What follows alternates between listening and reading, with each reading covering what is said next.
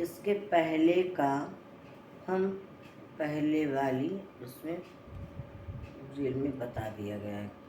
कहा जा रहा है, आगे कहा जा रहा है, कृषि गौरक्ष वाणिज्यम, तीनों से धन मिलता है। ये काम वैश्यों के सुपुर्द किए उत्तम ब्राह्मण वह है जो संग्रह करे ही नहीं, यदि संग्रह करे तो अधिक से अधिक 1 माह का। ब्राह्मण की शिलोच्छवृत्ति, दूसरी वृत्ति है दान देना और यज्ञ करना। बिना मांगे अपने आप मिल जाए तो वह दूसरे नंबर पर है। आजकल धर्म के पालन में कठिनाई है, साधु और ब्राह्मणों में विशेष है। मौन रहने से भजन ज़्यादा होता है, नाम जप बड़े महत्व की चीज़ है। भजन जप की वृद्धि सत्संग से होती है। सत्संग को महत्व नहीं दिया जाए तो सत्संग करना और न करना बराबर है। नाम जप और साधनों में प्रधान है। भगवान की भक्ति इस प्रकार बतलाई गई है। श्रवणं कीर्तनम विष्णोः, स्मरणं पादसेवनम, अर्चनम बंदनम दास्यम, साख्यमाप्त निवेदनम। कहा गया है, बिनु सत्संग न हरि कथा, तेहि बिनु मोह न भाग, अमोह गए बिनु राम पद, होहि न दृढ़ अनुराग। कहते इस प्रकार से सत्संग बड़ा है, सत्संग दादा है, ध्यान 1 नंबर है। पर ध्यान में थोड़ी पराधीनता है। जब से ध्यान होता है, सत्संग में भजन की प्रशंसा सुनी जाती है, उससे भजन नाम जप की रुचि बढ़ती है। सत्संग जल सींचने की तरह है और जप तथा ध्यान वृक्ष की तरह है। हमारे लिए जप, ध्यान और सत्संग तीनों आवश्यक है। जैसे अन्न, जल और वस्त्र नहीं, यदि ध्यान न हो सके तो नाम जप ही करे। जल और भोजन के बिना आदमी मर जाता है, दोनों की आवश्यकता होती है। उसी प्रकार यहाँ केवल भगवान के नाम जप से या केवल भगवान के स्वरूप के ध्यान से परमात्मा की प्राप्ति हो जाती है। नियमों का पालन करें, संयम रखें, काम क्रोध का आचरण हो जाए तो भोजन का त्याग करें। किसी समय की संध्या समय पर नहीं हो सकी तो उस समय भोजन नहीं करें। इस प्रकार नियमों का पालन हो जाए तो अच्छा है। नियम और उपवास तप है। गंगा के किनारे किया हुआ जप तप बड़ा ही महत्वपूर्ण है।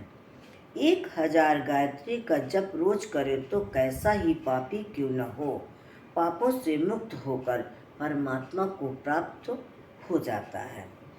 बड़े से बड़े पापी के लिए 3 वर्ष की अवधि है। हरे राम हरे कृष्ण मंत्र की 3.5 लाख माला अर्थात 3.5 करोड़ मंत्र जप लेने पर कैसा ही पापी हो, सब पापों से मुक्त होकर परमात्मा को प्राप्त हो जाता है। यह कलिसंत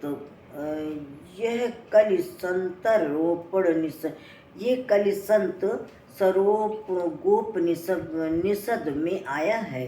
बिना संध्या के हर वक्त उठते बैठते चलते फिरते भगवान के नाम का जप और स्वरूप का ध्यान निरंतर करें। नाम जपते रहो, काम करते रहो, एक ना एक दिन भव से तर जाएगा। गोपियाँ करती थीं। यहाँ पर संयम के साथ रहकर शरीर से ज़्यादा काम करना भगवान की सेवा है। मन, वाणी और शरीर का संयम करना चाहिए। मन का संयम, मनः प्रसादः सम्मत्तम, मौनमात्म विनिग्रह, भाव संशुद्धित्व सुदृत्ते तत्त्वे तत्त्वप्यो मान समुच्यते। 5 बातें हैं। परमात्मा की दया है ही। ये बात देखकर हर वक्त मन को प्रसन्न रखना चाहिए। ये बात देखकर हर वक्त मन को प्रसन्न रखना चाहिए कि परमात्मा की दया हर समय हमारे ऊपर है।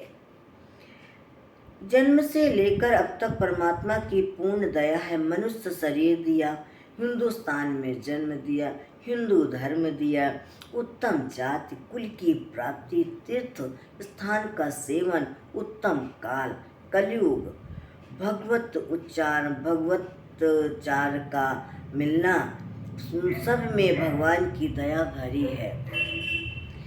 यह मन प्रसाद है। सौम्यत्वम, ठंडा मिजाज हो, चंद्रमा की तरह शीतल शांतिमय स्वभाव हो, वह सौम्यत्व है। मन का निरंतर भगवान के गुण प्रभाव, तत्व स्वरूप, लीला धाम आदि के चिंतन में या ब्रह्म विचार में लगे रहना मौन है। आत्म विनिग्रह अर्थात अंतःकरण का निग्रह, भाव संशुद्धि, हृदय के भाव की शुद्धता, ये मानसिक तप है। देव दुर्जगुर प्राज्ञ पूजनम शौचमार्जवम ब्रह्मचर्य महिषाम च शारीरम तप उच्यते। देवता, ब्राह्मण, गुरु और ज्ञानी जनों का पूजन, पवित्रता, सरलता, ब्रह्मचर्य और अहिंसा, शरीर संबंधी ये सभी बातें महत्वपूर्ण हैं। सत्संग, नाम जप, परमात्मा का ध्यान, सेवा, मन इंद्रियों का संयम और स्वाध्याय तथा 7वां ले तो गंगा स्नान है। गंगा स्नान भी बहुत महत्वपूर्ण होता है। ये सभी बातें ऐसी जोरदार हैं कि श्रद्धा प्रेम से करने से 2 माह में ही भगवान मिल सकते हैं। श्रद्धा और प्रेम दोनों एक जाति के हैं। दोनों में से एक का भी पालन हो जाए तो एक के पालन से काम बन जाता है। पूर्ण श्रद्धा और प्रेम हो तो भगवान के मिलने में समय की कोई विशेष जरूरत नहीं। मध्यम श्रद्धा से 2 माह में काम बन जाता है। साधारण श्रद्धा से भी कुछ अधिक समय में परमात्मा की प्राप्ति हो जाती है। श्रद्धेय यदि पत्थर के धर को पारस का कह दे तो श्रद्धालु को यह पारस ही दिखने लगे, यह 1 नंबर श्रद्धा की बात है।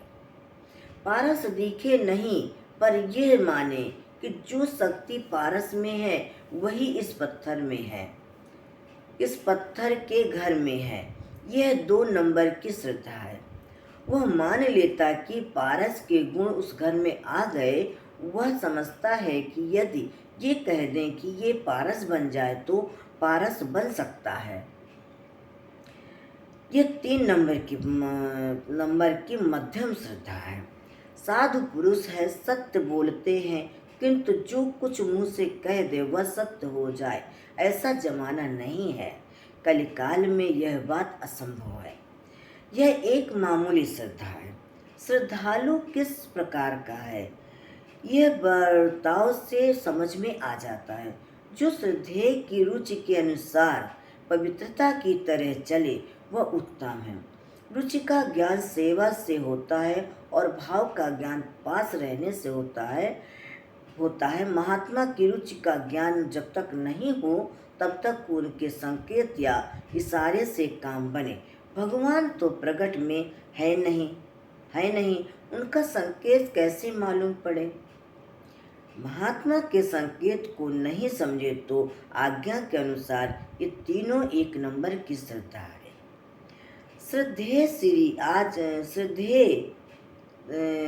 श्रद्धेय की आज्ञा या रुचि के अनुसार काम नहीं होने पर की स्थिति में श्रद्धालु के मरण के तुल्य अवस्था हो जाए यह 1 नंबर की श्रद्धा है। मध्यम श्रद्धा में ऐसी स्थिति तो नहीं होती, परंतु उसकी आज्ञा पालन में हिचकिचाहट नहीं होती, वरन प्रसन्नता होती है। पहले नंबर की श्रद्धा क्षण क्षण में प्रसन्नता है, प्रसन्नता की लहरें उठने लगती हैं। दूसरे नंबर पर साधारण प्रसन्नता है। तीसरे नंबर की श्रद्धा तो आज्ञा पालन तो होता है, करने की चेष्टा करते हैं, पर प्रसन्नता नहीं होती। करने में कहीं झंझट, कहीं भार और कहीं दुख रहता है। मन मार मार कर काम करता है। यह नीच दर्जे की श्रद्धा होती है। ऊंची श्रद्धा में आज्ञा पालन में हर वक्त प्रसन्नता है, और आज्ञा के विरुद्ध काम हो जाए तो मरण के तुल्य हो जाता है। मध्यम श्रद्धा वालों के द्वारा आज्ञा के अनुसार काम नहीं होने पर पश्चाताप होता है। तीसरे दर्जे वाले को आज्ञा का पालन नहीं होने पर दुख नहीं होता। 1 नंबर की श्रद्धा वाले का काम बड़े उच्च कोटि का होता है। 2 नंबर की श्रद्धा वाले का बीच का सा काम बनता है, बीच वाला काम होता है। 3 नंबर की श्रद्धा वाले का कहीं काम बनेगा तो कहीं नहीं बनेगा। वो बहुत नीचे दर्जे की श्रद्धा है, और बिल्कुल जवाब दे दे तो श्रद्धा ही नहीं। अब उदाहरण से बताया गया है कि आरुण को धौम में मुनि ने आज्ञा दी कि खेत पर जाकर पानी रोको। उससे आज्ञा पालन से ही ज्ञान हो गया। जब जबाला के पुत्र सत्यकाम ने 400 गायें लेकर 1000 हो जाने पर वापस आते समय ज्ञान की प्राप्ति की। गुरु के संकेत से गायें चराने लगा।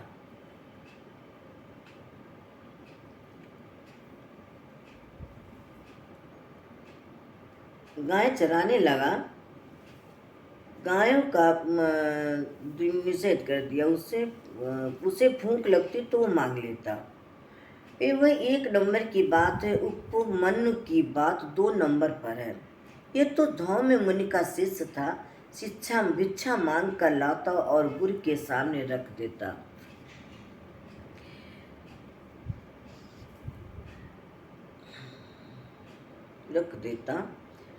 गुरु उसे कुछ नहीं देते। उसे भूख लगती तो फिर मांग लेता। गुरु ने बाद में निषेध कर दिया कि एक बार भिक्षा मांग लाने पर दूसरी बार भिक्षा मांगने नहीं जाना चाहिए। वो सोचने लगा, भिक्षा नहीं करूं तो कैसे जीऊं। निर्वाह बाद में दोबारा भिक्षा लाना तो बंद कर दिया, किंतु गायों का दूध पीकर निर्वाह करता। गुरु ने पूछा, तू भिक्षा नहीं करता, फिर भी हृष्ट-पुष्ट कैसे है? उसने सब बातें कह दी। गुरु ने आज्ञा दी कि दूध नहीं पीना चाहिए। बछड़े जब दूध पीते हैं तो दूध का फेन गिरता है, वही खाकर वह दिन बिताने लगा। कुछ दिन बाद गुरु ने कहा, अब तू कैसे जीवित रहता है?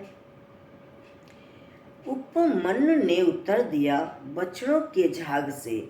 गुरु ने मना किया कि कहाँ कि बच्चे भूखे रह जाएंगे।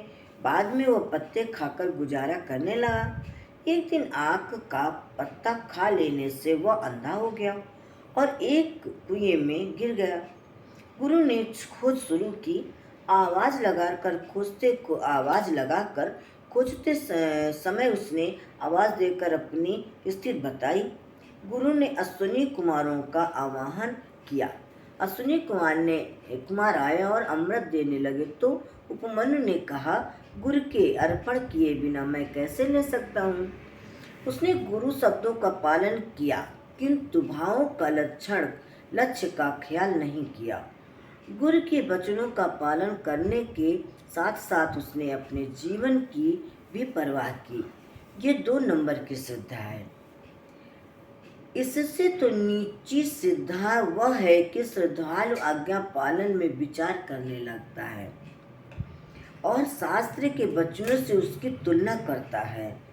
महाभारत की कथा है, गौतम ऋषि के चिरंकारी नाम के पुत्र थे।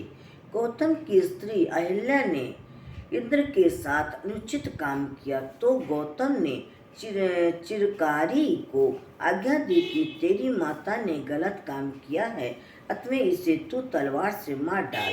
ऐसी आज्ञा देकर गौतम वन में चले गए। रास्ते में जाते हुए उसने विचार आया कि स्त्री को त्याग देते हुए अच्छा किया, मानने की आज्ञा दी, ये काम अनुचित हुआ। ऐसा विचार कर वे घर की ओर लौट कर आए। ऋषि देखते हैं कि वो अभी मरी नहीं है। इधर चिरकारी ने विचार किया कि पिता की आज्ञा का पालन करना चाहिए या नहीं। तलवार हाथ में है और सोचता कि माता की हत्या भी नहीं करनी चाहिए। वो उधेड़-बुन में लगा हुआ था। इतने में पिता पहुंच गए और आज्ञा दी कि तू माता को मत मार। आज्ञा पालन में विचार हो कि ये बीच की बात है। माता को मारने में प्रसन्नता नहीं है और पिता की आज्ञा का पालन भी करना चाहता था।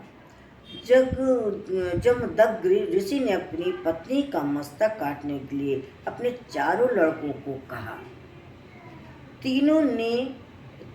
तीन ने तो अस्वीकार कर दिया, परंतु चौथे लड़के परशुराम जी ने पिता की आज्ञा का पालन किया, जिससे प्रसन्न होकर पिता ने परशुराम से वर मांगने के लिए कहा। परशुराम जी ने मांगा तो माता जीवित हो जाए और माता को मेरे कृत का ज्ञान भी न हो।